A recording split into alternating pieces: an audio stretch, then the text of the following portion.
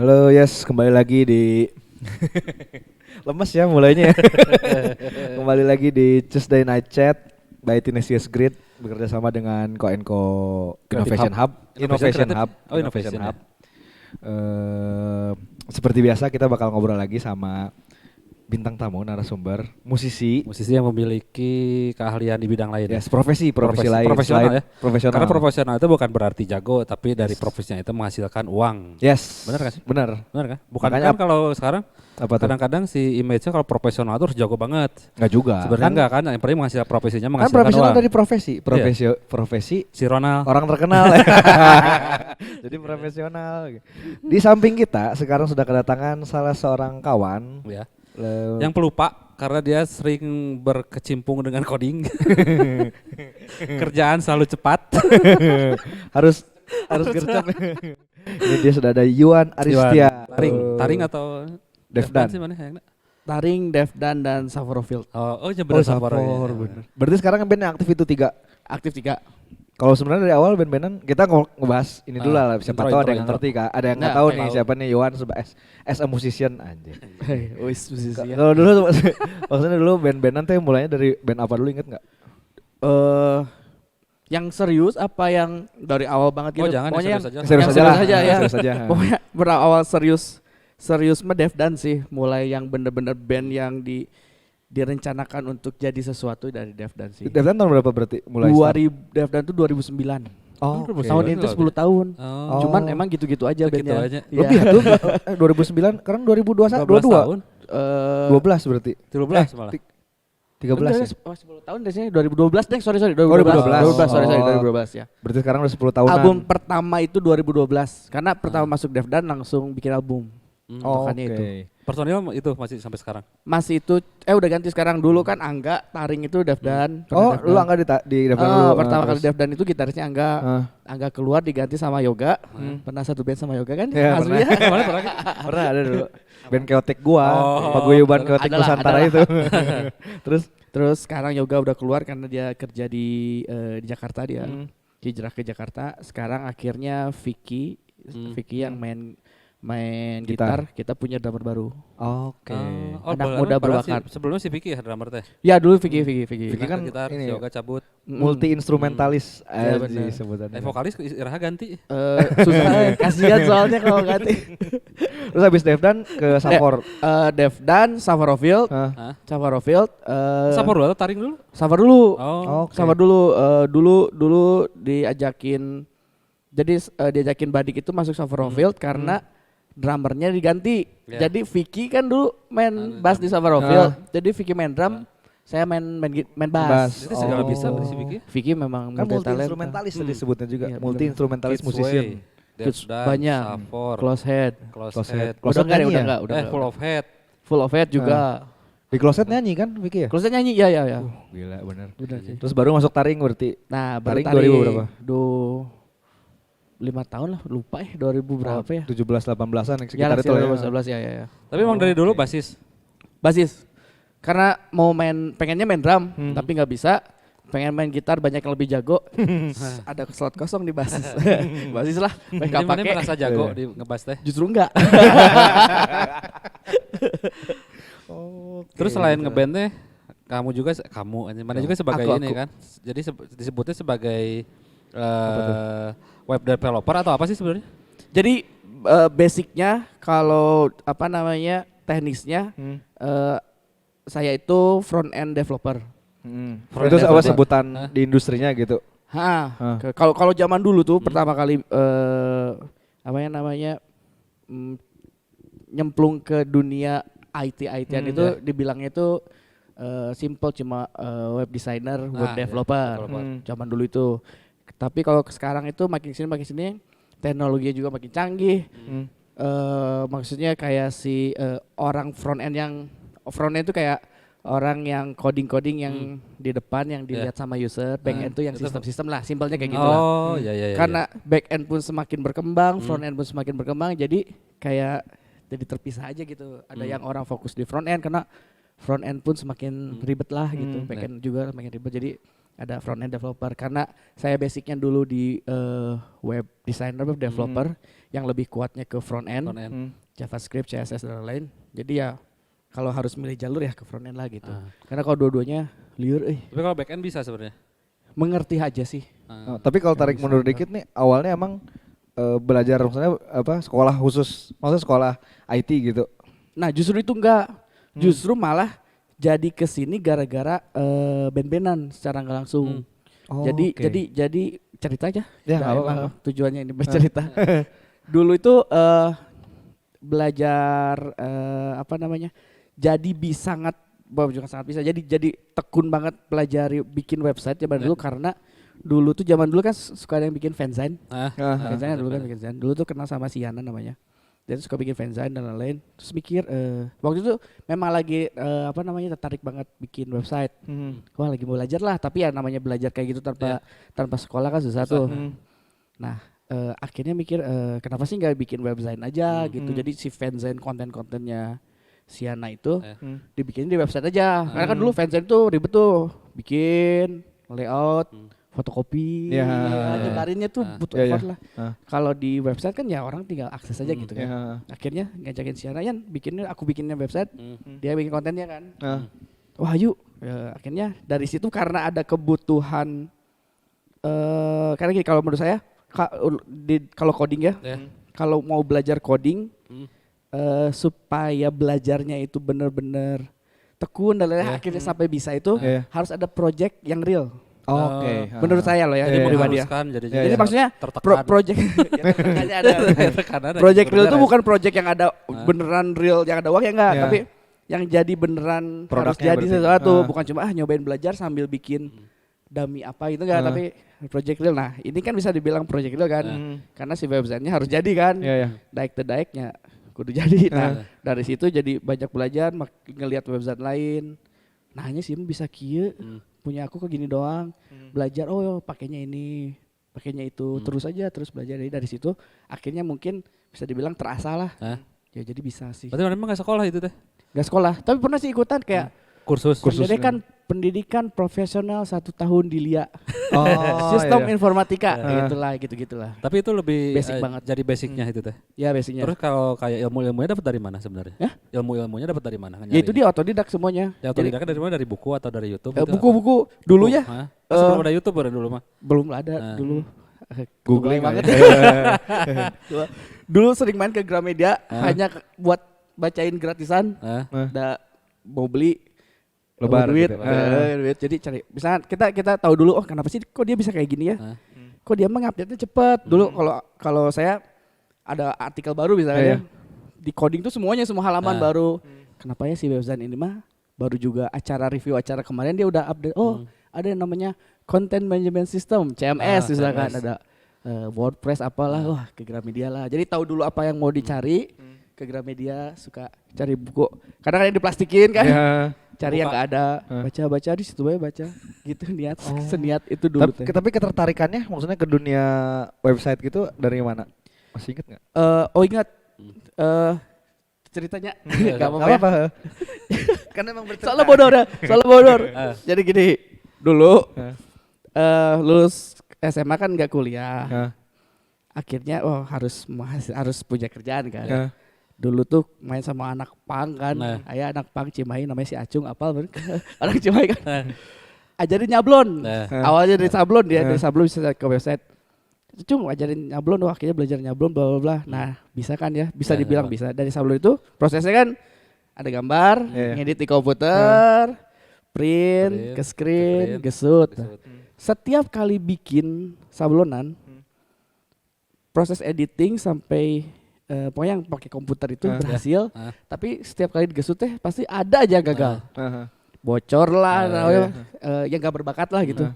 Terus mikir, sih kerjaan yang cukup pakai komputer, tapi hasil outputnya itu dari komputer tok, jadi nggak harus kayak kalau sablon kan dari komputer, harus ada proses gesutnya lah gitu.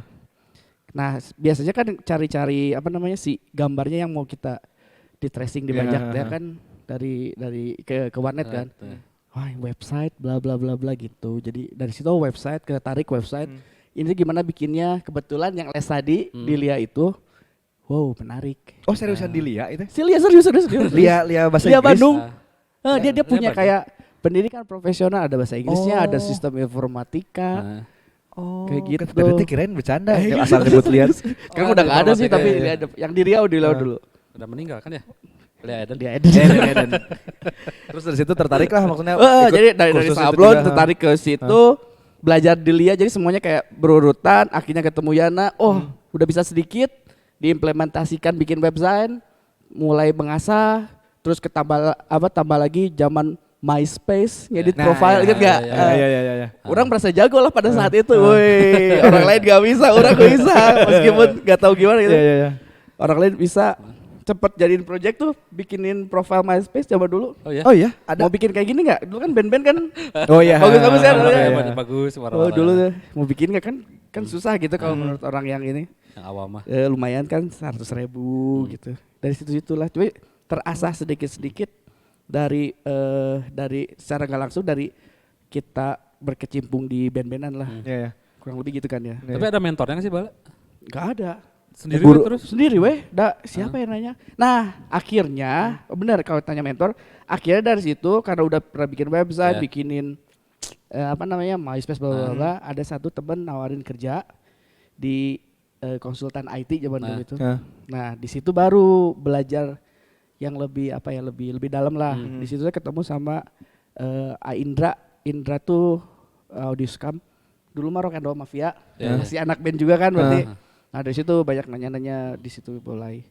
Wan, pelajarin namanya CSS dulu tuh ingat. Oh, ini gini, oh ini gitu. Dari situlah mulai lebih serius ke dunia codingan. Codingan. Pas masuk ke konsultan IT sebagai apa dulu? Dulu Posisinya? web developer. Langsung web developer. Waktu itu ya. Web developer teh berarti yang nge-build si Front end webnya. Ya jadi dulu tuh si konsultan artinya kebetulan proyeknya pemerintahan. Jadi dia bikin kayak sistem ombudsman dulu ingat lah pokoknya pemerintahan lah. Tapi kadang suka butuh website buat saya ingat waktu itu disuruh ngedesain dan ngebikin website buat wakil presiden Republik Indonesia. Itu dipakai sih udah butut merenya. Dulu siapa emang wakil presiden? Saya lupa Yusuf Kala. Yusuf Kala kalau nggak salah ya itu zaman itu mah. Pokoknya nggak dipakai akhirnya. Maksudnya terus bikin apa nggak dipakai. Nah nggak dipakai ternyata memang nggak kepakai sebetulnya. Cuma Bayar nggak tapi? ya tetap digaji sih. Alhamdulillah. Itu yang penting kan. Kayaknya teh ternyata tidak sebagus itu. Tapi maksudnya dari situ banyak belajar kayak gitu sih. Oh. Di konsultan IT itu jadi kayak belajar sambil kerja tuh emang ngaruh banget buat saya sih.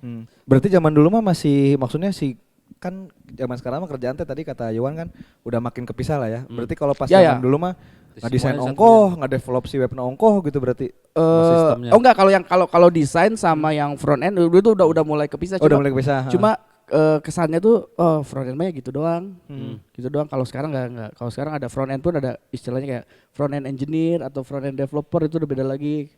Kayak kalau zaman dulu kan front end tuh bisa ngedesain, web developer lah ya, bisa desain dari desain yang udah dibikin ini bisa ditempelin. jadi lewat coding. bisa jadi satu halaman web meskipun statis HTML doang. Itu udah web designer lah, web developer lah gitu. Kalau sekarang itu si front itu malah ada yang kerja juga di saya. Di hire tuh istilahnya front end engineer. Dia itu jago banget front end-nya connect ke API dan lain-lain. Kalau sekarang udah ribet tuh. Tapi dia kalau disuruh slicing yang dari desain ke kayak gitu simpel itu ya desain jadi satu halaman web malah ini mah orang front end developer. Oh, ternyata kayak gini. Saya juga baru belajar tuh dari sekarang saya Kia dipisah-pisah, berarti hire orangnya jadi banyak, pengeluaran jadi banyak, bikin tim tuh jadi banyak gitu. Jadi kalau yang nggak tahu bedanya front end sama back end apa sih sebenarnya? Front end tuh coding-codingan, biasanya bahasanya tuh jQuery, JavaScript, CSS, HTML, pokoknya codingan-codingan yang outputnya itu satu page satu halaman yang kita bisa lihat. Itu nggak hanya website ya, maksudnya kayak aplikasi gitu sebutnya front end juga. Kayak yang kalau saya bilangnya kalau si mobile app developer itu front end. Karena dia kan bikin yang apa namanya dilihat oleh user dan akses user kan. Kalau back end itu yang sistem-sistemnya kayak nanti si API-nya, database-nya, logiknya gitu. Nah, dari si si front itu nanti connect ke backend pakai API kayak gitu. Kurang lebih gitu. Simpelnya gitu. Kata Juan simpel tapi Enggak ya. Enggak kebayang. Tapi emang maksudnya emang harus seribet itu ya maksudnya bikin website teh. Enggak website ya. Kalau biasanya kalau satu tim nih, sebenarnya ada satu tim komplit nih, ada back-endnya, ada front end developernya, ada desainernya sendiri. Sekarang desainer juga bisa sama kayak desainer juga kan. Zaman dulu tuh kalau kuliah misalkan DKV kan pasti graphic designer. Iya, benar. Kalau yang dulu di graphic designer tuh mereka nggak belajar tentang UI UX. Yeah. Kalau sekarang itu ada lagi. Udah ada ya. UI UX. Jadi desain yang UI ke user interface. UX itu user experience yang khusus untuk ke yaitu user interface dan lain-lain. Karena itu nggak bisa dibilang graphic designer juga, kayak gitu-gitu beda. Nah, zaman dulu mungkin kita kuliah nggak ada gitu-gitu. Mungkin kalau sekarang ada ya, nggak tahu sih, nggak tahu sih. Sekarang mungkin ada. Jadi dari bidang desain pun berkembang gitu. Mulai cuma graphic designer, sekarang ada UI UX designer. Kayak UI sama UX-nya beda. UI UX beda. Nah, UI UX juga jadi beda. Nanti ada expertnya sendiri. UX tuh udah kayak nggak desain, UI masih ngedesain gitu-gitu. Tapi kalau orang-orang yang dari zaman dulu berkecimpung di web developer itu udah pasti bisa semua ya kebanyakan ya. Gimana? Kalau yang zaman dulunya udah menjadi web developer gitu. Kalau cuma untuk kalau web developer ya mungkin bisa disebutnya full stack kan. Dia tuh bisa back end, bisa desain, bisa front end. Kalau hanya website, karena luas nih. Kita ngomongin website misalkan, bikin website profile company profile, bikin website online store atau website kayak e-commerce Tokopedia gitu kan tuh beda tuh. Jadi kita nggak bisa cuma website doang. Tapi kalau misalnya kita bicaranya website company profile misalkan, itu bisa kerja sendiri. Saya pun bisa kalau kayak gitu, bisa pakai CMS yang udah ada, custom yang udah ada itu bisa. Tapi kalau udah lebih besar lagi, misalkan kita bikin Tokopedia misalkan ya. Boleh bilang kayak gitu. Gak apa-apa lah, bebas. Siapa tahu. Belum. Kayak gitu-gitu itu udah pasti butuh tim. Karena mereka butuh fokus orang yang khusus desain sendiri, UX sendiri, front end sendiri, back end sendiri itu kalau untuk sama satu orang enggak. Kalau per project biasanya kan alur kerjanya gimana sih? Kalau misalkan web kita mau nge-build web company profile lah. Zaman sekarang lah berarti ya, dengan berbagai apa tadi irisan udah kepisah-pisah gitu. Alurnya biasanya gimana? Idealnya kalau saya biasa ke klien itu desain front end itu nanti bikin prototype. Paralel sama nanti bikin back endnya, di ujung itu namanya istilahnya integrasi front end sama back endnya. Contoh misalnya gini, kenapa kita desain dulu? Karena desain dulu beresin ke klien tuh kayak revisi karena lebih gampang revisi desain daripada revisi sampai coding. Contoh kayak kalau desain itu misalkan tukerlah yang header ini ke bawahin misalkan ya tinggal drag and drop kan kalau desain simpel itu. Tapi kalau udah jadi codingan ini ganti ke bawahin ya mungkin effortnya lebih gede, nanti timelinenya lebih lebar lagi. Nah, biasanya kalau saya desain dulu beresin, fixin dulu, revisi dan lain-lain, kunci misalkan. Kita masuk ke prototyping, mulai nih si front end developer kerja. Dari desain itu dijadiin halaman web lah. Sambil paralel sama back endnya ngerjain. Misalkan si website itu company profile ada pendaftarannya lah misalnya. Nah, si logic pendaftarannya, gitu database-nya kayak gitu tuh udah dibikinin nih sama si back end tuh. Si yang bikin formnya, yang dilihat sama usernya itu dibikin sama si front endnya. Ketika di ujung nanti itu integrasi. Jadi gimana caranya si form ini jadi jalan dengan connect ke si database yang dibikin backend kayak gitulah dari API bla bla gitu. Ujungnya ya UAT aja user test kayak gitu. Berarti dari gitu kalau saya. Pas mulai desain juga kayak dari sini ngeklik ke sini nanti jadi ke sini. Itu tuh dari desain berarti. Iya, itu desain. Nah, apa sih sebutannya itu namanya? UI UX itu di situ. Jadi UX itu udah nentuin misalkan untuk satu flow pendaftaran itu gimana caranya sesimpel mungkin misalkan. Tapi tergantung misalkan biasanya kalau UX itu misalkan form pendaftaran usernya itu anak band dan pemalas misalkan. Karena kita bikin website untuk daftar anak band. Kita research nih kalau UX itu kayak gitu, research dulu. Oh, ternyata anak band itu pemalas. Kalau dikasih stepnya di atas 4 page geus hoream misalkan. Gimana caranya data tetap yang kita butuhkan tetap dapat tapi flow-nya sesimpel mungkin. Dibikin itu sama si UX misalkan enggak terlalu banyak isian lah mungkin atau stepnya lebih kayak gitu. UX tuh biasanya berdasarkan research. Tapi si UX itu orang IT juga berarti? Enggak harus. Tapi kalau dia ngerti, minimal dia ngerti itu bagus berarti. Karena dia tahu nanti apa yang mau dibikin itu mungkin apa enggak. Atau aku bikin gini effortnya susah banget. Timeline-nya kan 2 Makan hari biaya gede nggak misalkan. apa gimana gitu ya? Dia tahu. Udah diginiin aja kayak gitu. Oh berarti orang UX tuh nggak melulu dari orang IT juga ya maksudnya? Enggak melulu biasanya. Tapi kalau misalkan si desainernya ini lama-lama pengalaman dia jadi tahu sih. Mana yang mungkin mana enggak, minimal gitu sih. Minimal tahulah mana yang susah, mana yang enggak, mana yang mungkin, mana yang tidak. Tapi biasanya sih emang koordinasi. Kalau di tim saya juga anak desain kalau mau bikin nanya misalkan kalau saya bikin kayak gini nanti ribet nggak? Bisa misalnya gini-gini nggak apa-apa, nggak masalah. Timelinenya panjang segini, oke gas misalkan ya bisa. Konsultasi sih mereka karena kan satu tim. Nggak meskipun beda bidang mereka tetap koordinasi kok. Kayak gitu. Jadi riset dulu dari tim UX dulu berarti awalnya Maya? Awalnya desain ya. Klien pun pasti koordinasinya tok-takannya di awal tuh sama tim desain. Biasanya kan sering lihat tuh kalau yang di tempelan kaca kantor tuh yang pakai sticky notes tuh apa? Itu apa journey-nya? Oh kayak ada itu ada beberapa metode namanya ada Scrum, ada gitu-gitu. Itu mah kayak itu mah si kerjaannya si project manager biasanya. Jadi dia punya metode-metode gitulah gimana supaya si satu project ini berjalan dengan baik, intinya sih itu. Tapi di tim ini ada project manager? Ada. Harus seperti itu, harus ada berarti yang ngejaga timeline berarti dia. Yang koordinasi di internal misalkan yang ngejaga timeline, yang Scrum Master tuh ada lagi biasanya satu orang. Ya koordinasi antar bidang yang divisi tadi ya si project manager ini. Koordinasi sama klien, meeting ini itu si project manager. Berarti tadi si flow untuk kerjanya bikin satu website itu dari desain dulu. Desain dulu. Ke UI dulu berarti. UI UX sudah jadi. Di tampilan. Sesimpel itu berarti ya. Front end ya. Si flow-nya mah kan. Flow-nya mah. Flow-nya mah kenyataannya tidak. Tapi riset market juga masih perlu berarti riset target gitu. Maksudnya tadi kan katanya kalau bikin anak ada pemalas gitu. ya. Itu tuh kepake pisan berarti. Kepake. Lebih apa namanya? Lebih detail kebutuhan si websitenya, akan lebih ribet proses pembuatannya. Terkadang itu. Jadi kalau kayak cuma misalkan bikin profile band kan pasti simple lah. Maksudnya nggak perlu kayak terlalu banyak user market. Profile band mah yang penting gimana si apa namanya karakter si bandnya keluar ya, desainnya bagus ya jadilah gitu. Fitur pun nggak selalu ribet. Tapi ada lagi kalau misalnya kayak bikin website untuk startup misalkan, orang punya target pasar, orang punya tujuan goalsnya kayak gitu-gitu. 6 dosan ya. Akan lebih ribet. Itu lebih ribet lagi. Akan lebih ribet. Soalnya berurusan sama 6 dosan. Sama apa itu? Startup. Oh ini, gak nonton ya, sorry.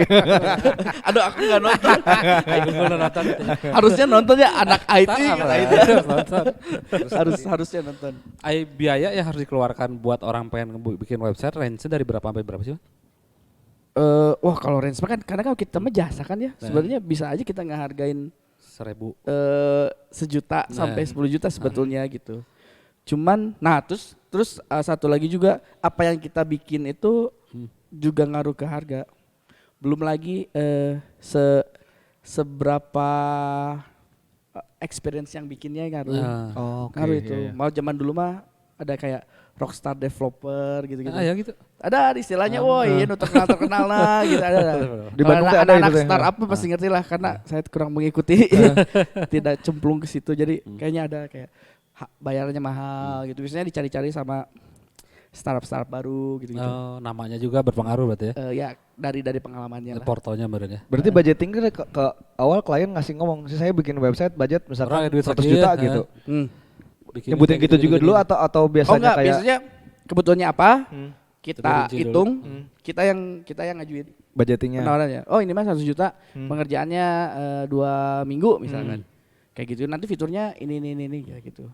Kadang nggak sering, malah sering sih. Klien itu cuma saya kebutuhan, dia cuma tahu maunya apa, tapi dia kan nggak ngerti seribet apa. Ketika kita breakdown fiturnya, fitur list biasanya dibilangnya dan lain-lain di proposal penawaran lah gitu. Baru, ternyata ribet ya, jelasin kan? Kan pengennya gini, kalau pengen gitu harus bikin kayak gini, stepnya gini-gini, baru mahal gini. Ya kalau kalian taunya bikin tampilan gitu doang, jangan kihungkulnya paling seberapa sih gitu kan? Padahal kan dia nggak tahu cara mencapai itu teh perlu proses yang panjang. Iya. Ya itu kalau misalkan website yang simple kayak gitu. Tapi kalau misalkan website yang simple kayak contoh tadi sih kita kayak bisa ditebak sih kalau kayak gitu. Butuh apa website buat apa? company profile perusahaan baru saya. Kalau itu sih bisa dikira bikinnya pakai WordPress aja ya, kita custom front end-nya misalkan itu sih bisa range-nya segini sampai segini gitu bisa sih. Ya, itu lebih murah berarti ya kalau pakai bisa WordPress lebih murah, gitu. iya. Jadi nggak ngebangun dari nol tinggal nempelin WordPress doang itu atau gimana sih? Enggak, tergantung. Jadi ada yang WordPress pakai template yang ada diedit, ada yang kayak gitu, developer ada yang kayak gitu. Ada kalau saya WordPress, WordPress itu dijadiin back end-nya, front end-nya itu custom. Kenapa custom? Biar si desainnya lebih bebas. Biasanya kalau kita pakai template yang udah ada si desainer harus ngikutin template yang udah ada. Lain-lain. Tapi kalau kita bikinnya custom kok, jadi desainer bebas we. Nah dari situ, jadi kayak kita bikin themes khusus buat si website tersebut gitu. Tapi sebenarnya lebih itu sih susah bikin atau lebih susah ngebikin website atau lebih susah nge-maintain? Lebih kayak gini, contohnya misalnya kita sering dapat project yang ngelanjutin hasil kerja yang sebelumnya. Ya benar, itu lebih ribet sih menurut kita karena mungkin gaya codingnya beda, cara bikinnya beda. Seringnya ya 85% kalau ada project kayak gitu kita nyaranin kita bikin ulang aja deh. Malah akan lebih cepat bikin ulang daripada ngebongkar. Ya. Oh jadi tiap satu agensi IT dengan lain itu punya cara masing-masing berarti beda-beda gitu? Bisa jadi. Nah makanya ada satu hal biasanya gini, ada satu project, ada satu klien nih, dia pengen full custom semuanya. Kalau saya itu pasti nyaranin jangan bener-bener full custom dari nol. Nanti gayanya codingan kita lah gitu. Minimal maksudnya backendnya pakai framework lah yang ada, misalkan pakai Laravel atau apapun gitu. Karena apa? Karena ketika nanti ini akan dilanjut sama yang lain, misalkan entah itu kitanya nggak ada atau kita nggak bisa nerusin kan banyak faktor lah. Si yang mau ngelanjutin ini nggak akan terlalu kesulitan karena kita punya core yang sama. Selama kau bisa cari developer misalnya Laravel gitu, nama frameworknya. Kita pakai Laravel nih. Nanti mau lanjutin sama orang lain, selama bisa cari developer yang bisa Laravel, ini nggak akan kesusahan. Meskipun tetap harus pelajari dulu kan. Tapi core-nya sama kayak gitu. Jadi udah ada guide-nya lah gitu. Kalau saya pasti nyaranin ke klien biasanya gitu. Harus yang sama ya supaya karena kita pun kalau tiba-tiba ngelanjutin yang lain terus ini pakainya apa? Oh Laravel misalkan.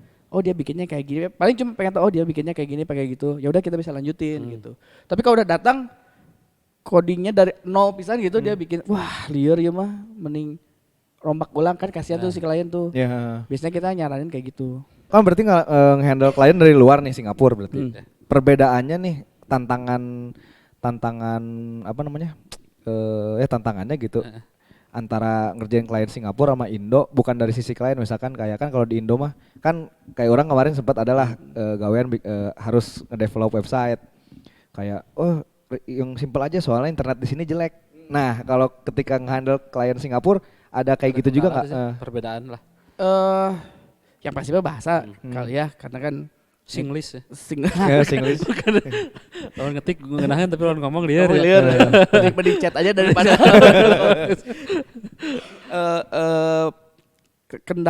kendala sih paling ini kayak ada beberapa hal ya pengalaman. Kita ngerjain klien Singapura udah lumayan banyak lah dari website doang gitu sampai kayak aplikasi dan lain yang ribet. Cuma yang kemarin kerasa itu ada beberapa rules dari pemerintahan mereka yang strict. Contohnya apa? Contoh kayak security.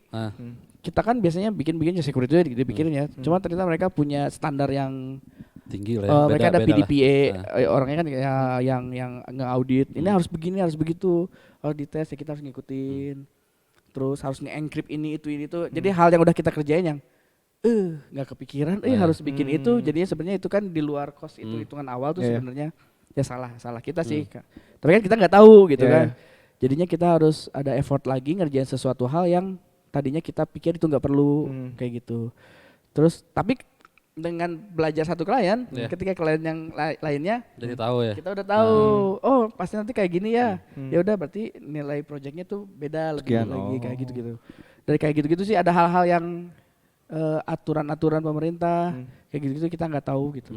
Lebih ke situ sih. Tapi kalau yang lain-lainnya sebetulnya sama aja sih. Sama aja berarti. Sama aja kayak flow-nya. Karena biasanya kita punya satu flow yang sama yang kita pakai gitu. mau itu sama klien di Indonesia atau luar negeri. Tapi kok rehenya sama tuh? Rudetna. Rudetna Lebih rudet. Indonesia juga ada yang rudet, jangan salah. Yang sana juga ada yang rudet. Tapi so far kan ngerjain project tuh kalau luar negeri pernah sama yang Jepang, Australia. Pernah bikin kantor juga di sini, investornya orang Jepang. Pernah kerja sama orang Australia juga, Singapura dan lain. Tapi kayaknya so far yang paling agak ribet Jepang sih. Iya. Segalanya strict sih katanya. Jepang ribet. Disiplin. Disiplinnya jelas lah ya. Bahasa sih kayak kalau bahasa Inggris kan bahasa Inggrisnya bisa. Kebetulan ya waktu sama saya ini ya gitu kurang ini jadi salah. Pernah Korea juga pernah bikin satu website padahal ini mah project biasa. Sampai sekarang juga mandek pembayaran. Gara-gara miskom terus. Udah mah ngobrolinnya teknis gitu. Mencoba untuk tidak teknis pun udah dilakukan. Tapi dipikir-pikir kenapa ya miskom terus. Dan ternyata bahasa Inggrisnya kurang banget dia tuh. Sampai akhirnya dia sewa orang buat nge-translate maksudnya dia pakai bahasa Inggris ke kita. Iya satu. Bukan berarti orang Korea kayak gitu ya. Maksudnya kebetulan ini pengalaman ada satu kayak gitu. Sampai akhirnya sekarang nggak dibayar. Tahun terakhir karena kita juga malas kerjanya habis lah bayar. Dianya juga udah nggak mau bayar ya udahlah gitu karena udah salah terus kita ngulangin lagi kerja gitu. Akhirnya dirombak dari awal gitu. Iya salah aja gitu. Kita dealnya kita sampai prototipe aja ya. Kita nggak sampai integrasi API. Ngobrol ngalor ngidul gini terus tiba-tiba ini kapan ya integrasi API-nya? Nanti kan ada di kontrak, padahal di kontrak ada. Ternyata ngerti gitu. Kayak gitu ada ya pengalaman lah. Tapi lo ngobrolin bisnis kan ketika di Bandung sama di Jakarta beda nih. Kalau mana teh nge-growth itu sampai bisa dapat klien-klien itu gimana sih caranya? Nah itu kalau ada yang nanya misalkan cara dapat klien gimana? Kebetulan so far dapat klien sampai sekarang itu adalah dari rekomendasi klien yang lain. Mulut ke mulut berarti bisa dibilang ya. Ya, kalau saya sekarang. Jadi belum pernah kayak kita menjalankan ngiklan strategi marketing yang begini bahwa kebetulan sehingga mungkin itu beruntungnya saya sampai saat ini. Jadi kayak rekomendasi entah itu dari klien, entah itu dari teman. Tapi yang pasti yang dirasain teh kenapa bisa sampai dapat gitu intinya mah biarlah semua orang tahu kerjaan aku teh seperti apa. Misalnya gini, kan kenal lah kita. Orang teh web developer cukup aja gitu. Orang teh web developer. Intinya itu dulu. Nanti juga ketika Mano ada kebutuhan, si Wan. Misalnya orang ngobrol orang butuh nyari si Wan gitu. Mungkin secara tidak langsung itu teknik marketing orang lah mungkin ya. Jadi di nongkrongnya termasuk marketing nya. Benar. Itu aja mah orang-orang tahulah aku tuh web developer kasarnya gitu. Jadi ketika akan butuh inget mungkin dari situ makanya nggak terlalu banyak cari klien ke kliennya langsung tapi kebanyakan tuh rekomendasi dari teman, dari klien lagi, dari yang kenal dan lain gitu. Sampai yang mau yang kecil yang besar kurang lebih flow-nya kayak gitu sih. Tapi mana belum pernah masang iklan gitu? Belum pernah. Tapi menurut mana sekarang bisnis siga kita teh menjanjikan tuh sih di Bandung ya. Sebagai web developer nya ngaranna eta teh. Kalau kita spesialis. Kalau jadi ada dua Jadi kayak orang yang masih ngoding karena saya udah hampir 2 tahunan lah ngoding karena kan punya tim jadi mereka yang ngerjain gitu kan.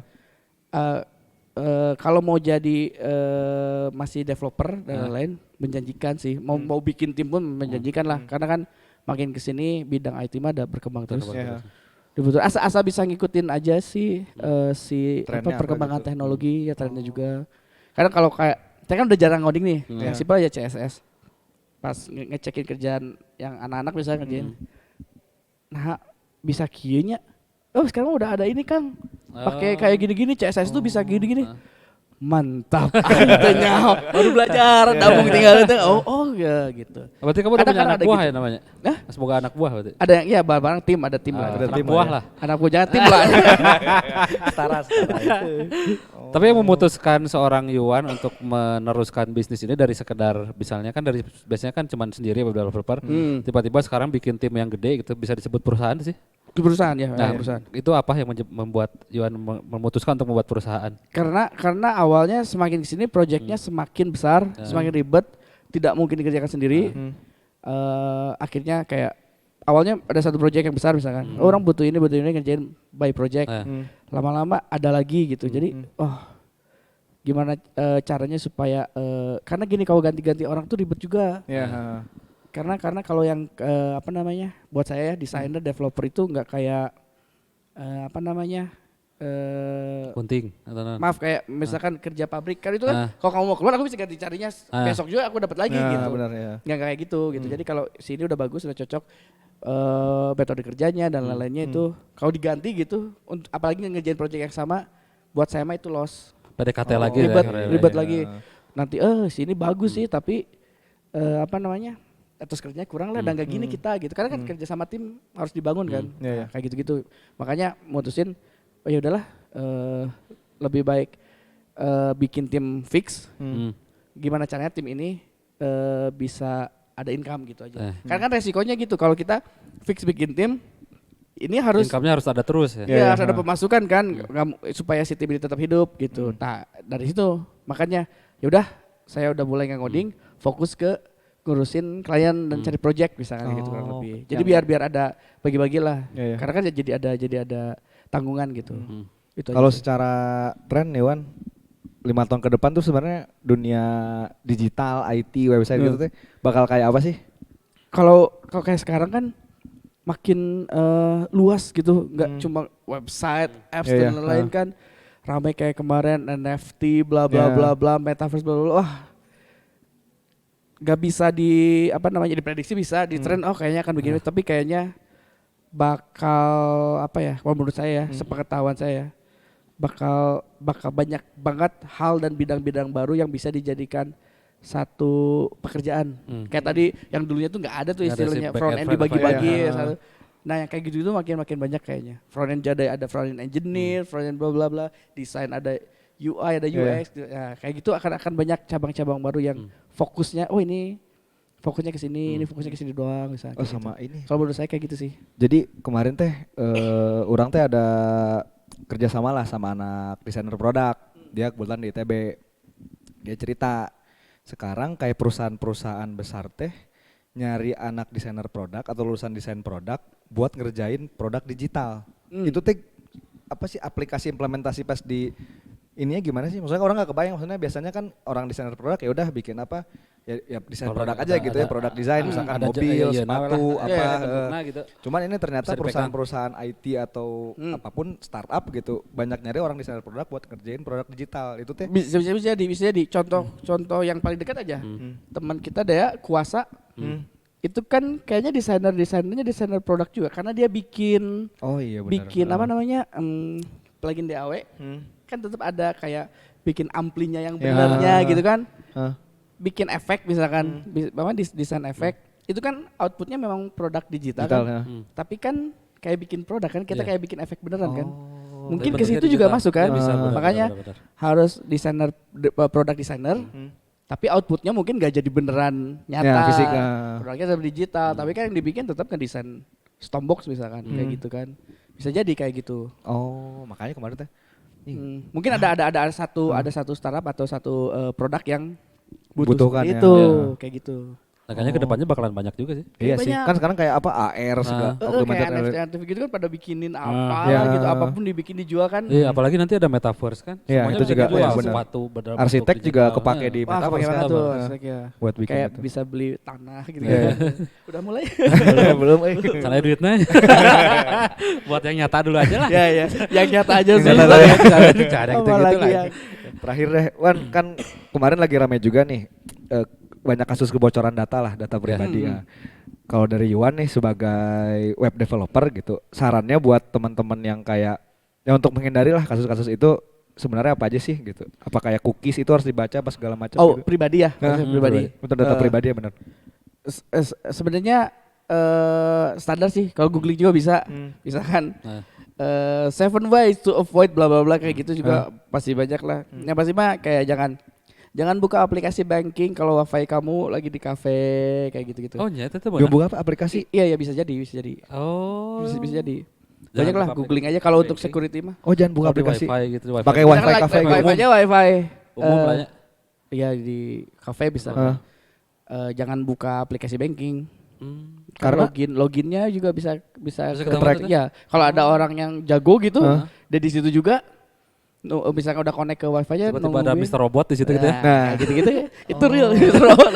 Itu bisa aja banyak hal sih. Intinya mah jangan sembarangan buka data pribadi kalau kamu pikir itu nggak aman sih. Satu itu. Terus kayak misalkan yang simple banget kalau misalkan, Wan, bisa tuh hack IG orang. Kenapa emang? Soalnya IG orang dihack. Wah, ngehack IG teh tidak semudah itu loh. Kenapa kamu bisa kehack? Sebenarnya bukan dihack, jadi keteledoran biasanya. Dia kepancing, misalnya ada link apa, kayak diklik di WhatsApp lah. biasanya dulu orang Turki biasanya. Kayak kan bener. Link-link yang nggak jelas tiba-tiba itu bahaya gitu-gitulah. Simple. Terkadang kalau ada orang yang Facebooknya dihack, kok bisa dihack? Ya mungkin sebenarnya ujung-ujungnya teh mana pada menang link lain, porn misalkan, diklik, gitu hadiah apa? Ya dari situ ujungnya sih biasanya keteledoran karena mancing bisanya kan mungkin. Tapi karena sebenarnya mereka Facebook atau dan lain-lain itu udah membuat security-nya hebat banget gitu. Hebat banget makanya. Lain abal-abal lah. Makanya, Wan, Bang benerin dong. Ya emang orang itu robot. Iya sih. Kayak gitu-gitu lah. Cookies juga perlu diperhatiin nggak itu? Kan suka banyak tuh accept cookies apa segala macam. Mungkin ya. Karena gini, karena itu mah udah urusannya orang security gitu. Aku gak begitu mengerti, tapi iya sih kayaknya. Yang baca-baca yang standar-standar sih iya. Oke, kalau gitu. Mbak intinya mah link aneh itu jangan main klik. Jangan buka data pribadi di wifi umum yang standar-standar gitu. Malah kadang teman-teman yang pada ditutupin tuh si kameranya. Ya memang bener sih, maksudnya itu tuh bisa aja gitu. Kita lagi ngapain ke detect, tapi pikir-pikir orang saha sih. Ayo karek udah ngomong eta. Orang saha sih. Gue sepenting itu kan. Orang tuh lain gitu. Cuma kalau untuk security ya mungkin ya. Karena ada juga orang yang bilang enggak tetap data mesti nggak buka siapa-siapa, data pribadi tetap aja data pribadi. Tetap aja sampai kayak mic laptopnya di mic-nya atau dimatiin. Gitu ada. Ternyata ya. Karena kan itu jadi misalnya oke lah kita buka siapa-siapa, tapi nggak pernah tuh sih tiba-tiba buka Instagram kita ngomongin kopi bisa kan tiba-tiba ada keluar ya gitu kan ada orang yang tidak terima gitu dijadiin produk gitu. Padahal ya mau nggak mau ya. Padahal ya. Ketika kamu membuat email atau apa itu lo tuh udah langsung bahan dari produk itu ya. Tuh kalau mau ya jangan main gitulah. Udah di gunung ya. Jangan punya handphone, jangan punya email. Ya sekali buka email langsung ya. Kayak kemarin obrolan main udah. Oke deh kalau gitu.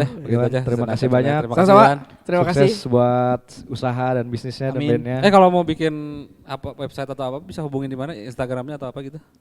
Ya ngobrol aja. Instagram yuan.arestian. Perusahaannya nggak ada gitu Instagram? Nggak, kita nggak bikin. Kita nggak bikin.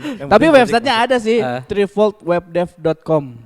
Trivoltwebdev.com. TREEFOLD. Ya, FOLDWEBDF.com. Oh, ya udah nanti aja. Nanti aja mungkin ada di edit di videonya. Capek di deskripsi mungkin ini YouTube kan. Di deskripsi ada ya nanti ya. Terima kasih. Iya dong, ini mah promoin kayak udah diundang. Nanti ditulis di deskripsi. Terima kasih udah menyaksikan kami dan sampai jumpa di Tuesday Night Chat berikutnya. Terima kasih juga buat Koenko dan sampai jumpa. Dah.